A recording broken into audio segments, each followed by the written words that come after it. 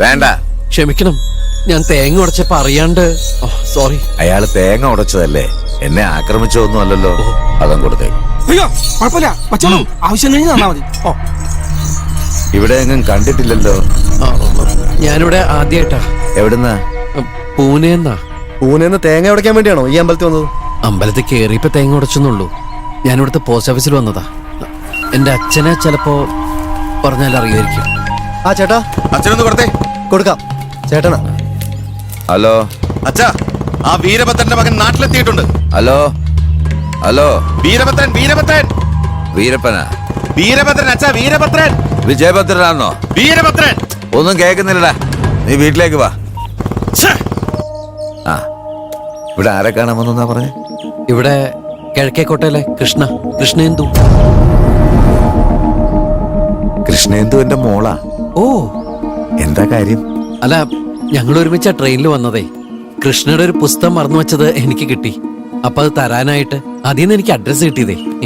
ഓ, പിന്നെ എനിക്കൊരു സഹായം ചെയ്ത. എന്ത് സഹായം? അത് എന്റെ അച്ഛൻ എന്റെ അവിടെ നടയടക്കാറായി. ആ, എന്നാ നമുക്ക് വീട്ടിൽ ചെന്ന് സംസാരിക്കാം. ഞങ്ങളെ കാണാൻ വന്ന ആള് ഞങ്ങളുടെ അതിഥിയാണ്. ഓഹ്,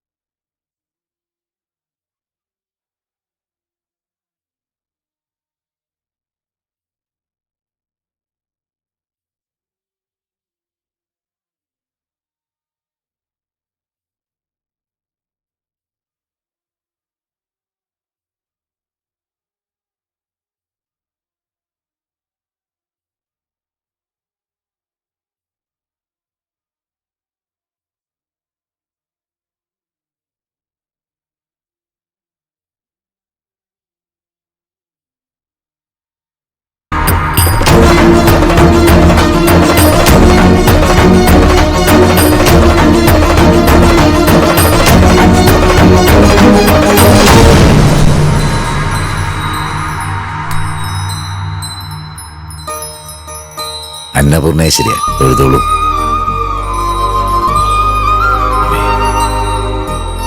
ഇതെന്താ വീടിനുള്ളില് അമ്പലം? തലമുറകളായി കൈമാറി വരുന്ന സമ്പ്രദായങ്ങളും വിശ്വാസവും. ഇവിടെ വരുന്ന ഓരോ ആളും ഞങ്ങളുടെ അതിഥിയാ. ഓ, അതിഥി ദൈവത്തെ പോലെ. ഇന്നത്തെ അതിഥി ഇയാളാ. ആയിക്കോട്ടെ. മുത്തശ്ശന്റെ പൊന്നുമക്കൾ എത്തിയോ? വാ. നിങ്ങൾ എപ്പോ വന്നു? കുറച്ചു നേരം അയച്ചേ. വീട്ടിലെല്ലാവർക്കും സുഖമല്ലേ? അതെ, കോവിലിലെ പൂജയൊക്കെ ഭംഗിയായി കഴിഞ്ഞല്ലോ അല്ലേ? എല്ലാം ശ്രീരാമന്റെ അനുഗ്രഹം മോളെ. ആ, ഇതെന്റെ മൂത്ത മോന്റെ ഭാര്യ മുത്തുമണി. എവിടെ പോയി?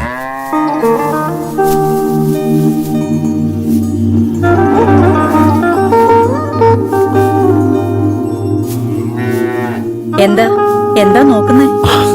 അല്ല, മനുഷ്യരെ മൃഗങ്ങളെ പോലെ കാണുന്ന നമ്മുടെ നാട്.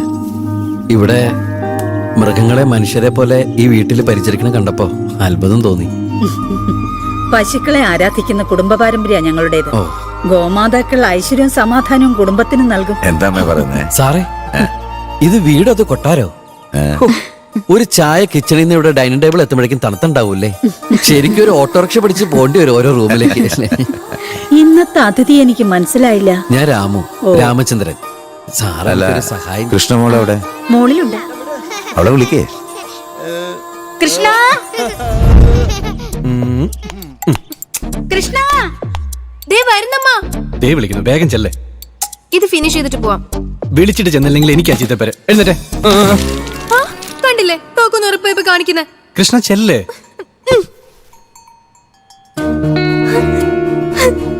Ramu,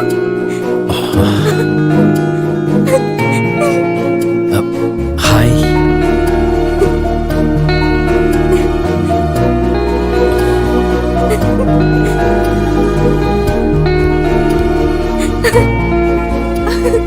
what a surprise. Ramu എങ്ങനെ ഇവിടെ? അതൊക്കെ ഞാൻ കണ്ടുപിടിച്ചു. ആളെ മനസ്സിലായോ? ഈ രാമുവാ എന്റെ കൂടെ ട്രെയിനിലുണ്ടായിരുന്നു ഞാൻ പറഞ്ഞത്. അല്ല, രാമു എന്താ സ്റ്റേഷനിൽ ഇറങ്ങാതിരുന്നേ? ഇറങ്ങാൻ നേരം ഞാൻ നോക്കുമ്പോ കൃഷ്ണ മറന്നു വെച്ച ഡ്രോയിങ് ബുക്ക് സീറ്റിനിടയില്. പിന്നെ ഞാനിത് കീറാതെ സൂക്ഷിച്ചെടുത്തപ്പോഴേക്കും ട്രെയിൻ വിട്ടുപോയി. പിന്നെ അടുത്ത സ്റ്റേഷനിൽ ഇറങ്ങി ബസ് പിടിച്ചിട്ടാ ഞാൻ ഇങ്ങോട്ട് എത്തിയത്. Thank you.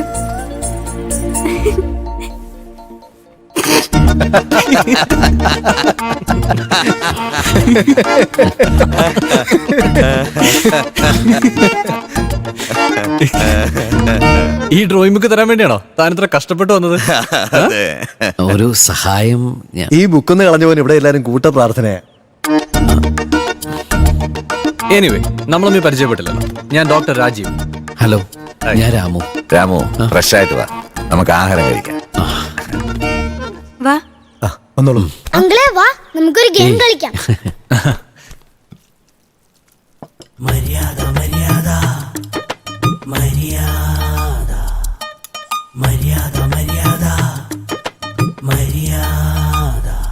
മാമ്പഴപ്പുളിശ്ശേരി കുറച്ചൊഴിക്കട്ടെ? പിന്നെ മാമ്പഴ പുളിശ്ശേരി എനിക്ക് ഭയങ്കര ഇഷ്ടാ.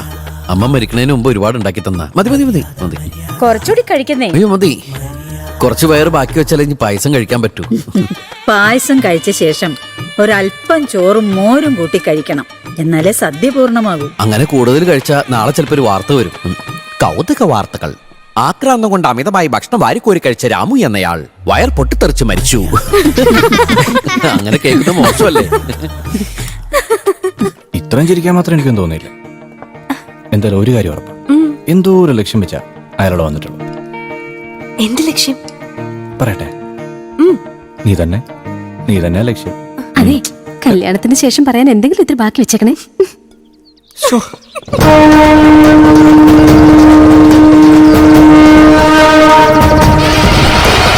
അപ്പോഴേക്കത് പേപ്പറിൽ വന്നു. അതുപോലെ ഒരുപാട് സംഭവങ്ങൾ അവിടെ അടുത്ത്. സാറോ? സാറിന്റെ ഇവിടെ? ആ, ഇവനെ തനിക്ക് നേരത്തെ അറിയോ? അറിയോന്നോ? ഇദ്ദേഹമാണ് വഴി ചോദിച്ച് നടന്ന എന്നെ പോസ്റ്റ് ഓഫീസിൽ കൊണ്ടാക്കിയത്. നല്ല സാറാ.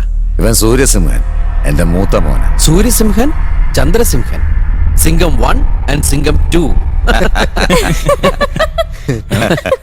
അച്ഛാ ഒന്ന് വന്നേ. ആഹാരം കഴിക്കുന്നത് കണ്ടില്ലടാ, നീ വന്ന് കഴിക്കേ. അച്ഛ ഒരു അത്യാവശ്യ കാര്യത്തിനാ. ഓ, ഇവൻ എപ്പോഴും ഇങ്ങനെ എന്തെങ്കിലുമൊക്കെ ആയിട്ട് വരും. രാമു കഴിക്കും. നീ പടാ. എടാ, എന്താടാ വീട്ടിലൊരു അതിഥി വന്ന നേരത്തെ ഇങ്ങനെ പെരുമാറാ? അയ്യോ കുഴപ്പമില്ല, എന്തെങ്കിലും അത്യാവശ്യം ഉണ്ടാവും. പിന്നെ എന്നെ ഈ വീട്ടിലൊരു അംഗമായിട്ട് കണ്ടാ മതി. എന്താ സൂര്യ, എന്താ കാര്യം? അച്ഛൻ ആദിത്യ മര്യാദയിൽ സൽക്കരിച്ചിരുത്തിട്ടുള്ളവൻ ആരാണെന്നറിയോ? അവൻ നമ്മുടെ അതിഥിയല്ല.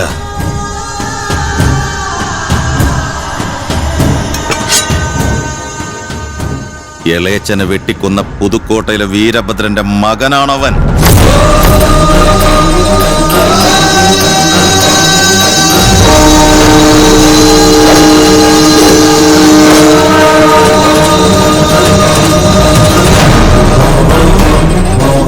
ഇനി എന്ത് നോക്കിയിരിക്കുക? ആ വാളഞ്ഞതാ ഇപ്പൊ തന്നെ വെട്ടിയെറിഞ്ഞ് കുഴിച്ചു മൂടിയേക്കാം. ചന്ദ്രസിംഹ വേണ്ട. വേണ്ടെന്നോ? നിന്നേക്ക 10 ഇരട്ടി പകയുണ്ടെനിക്ക്. ഈ തറവാടിനുള്ളിൽ രക്തം വീഴരുത്. വീണാൽ ഓവിൽ അശുദ്ധമാകും. അന്നപൂർണേശ്വരി രുദ്രകാളിയായി ഭാവം മാറും.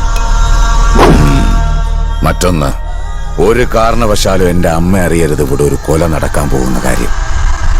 അറിഞ്ഞാൽ ആ ദയാദാക്ഷിണ്യത്തിൽ അവൻ രക്ഷപ്പെടും. ഇനിയും കാത്തിരിക്കാൻ പറ്റില്ല. 30 കൊല്ലം കാത്തു നിന്നില്ലേ? കുറച്ചുകൂടെ ക്ഷമിക്കേ. അവൻ പടിവാതിൽ കടന്നാൽ ഉടൻ വെട്ടി അരിയണം അവന്റെ തല വേറെ ഉടല് വേറെ. അവന്റെ ഒരു കരച്ചിൽ പോലും അകത്ത് കേക്കരുത്. ചന്ദ്രസിംഹ പറഞ്ഞേക്ക് നമ്മുടെ ആളുകളോട്. രുദ്ര, ഓ, അകത്തുള്ള അതിഥി നമ്മുടെ ആ ജന്മ ശത്രുവാ. അവൻ ഈ പടിവാതിൽ കടന്നാലുടൻ വെട്ടി നുറുക്കണം. ഒരൊച്ച പോലും അകത്ത് കേൾക്കരുത്.